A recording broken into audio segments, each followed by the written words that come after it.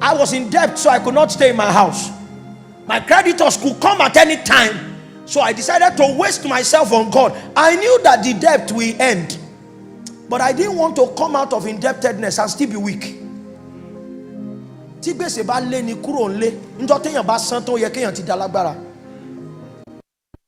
was on one of those cases when I was sitting in that chemical shed. Chemical, is it electrical shed or chemical engineering shed on the road? It was from there I was studying three sermons on web, I remember. And then one of our brothers, Lamde, was with us in Winners, Yemi, in protocol. I ran from home, I ran from 4D because my creditors were coming. But I didn't run to a corner to be hiding. I know that Amasan say what we may not recover are the years of wasting.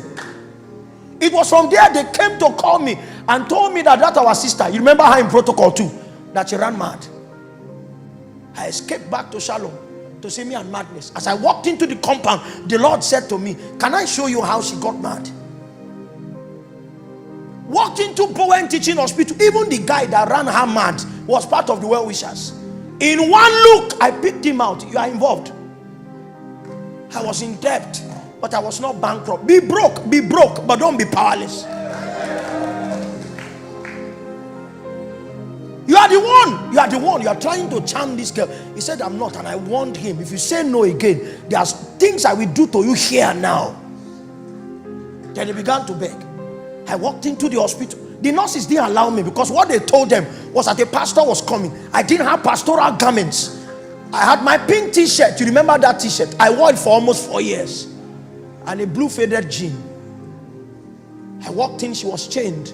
And when I tapped the bed, she opened her eyes and said, Pastor, why? That was the end of madness. There are powers in God.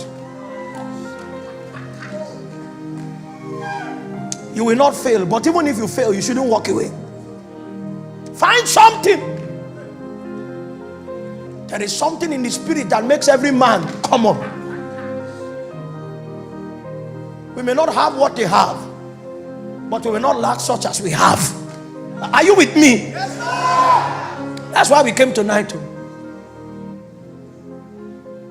If you join the prayer at midnight, I was just thanking God for Bomosho. Because whether those children are still in the forest, or they have gone to another nation, or they have moved them, whatever has befallen them, they will return to this city. That's the end of that matter has been reached by a judicial decision in heaven. And I bring you word, the end of that, their return has been finalized. When is what I don't know, but I showed you me. That's why. And when it's my time to leave prayer, I will stay in thanksgiving. The other side of our labor is that it is possible that when they return back and the city rejoices, we still have a weak church. That we lost an opportunity to become strong because trouble came. There is a bank of intercession that is missing. And according to the Bible, it's not a new deficit. Jesus had to employ a parable. And it was to the end that men ought always. He didn't say men ought to pray.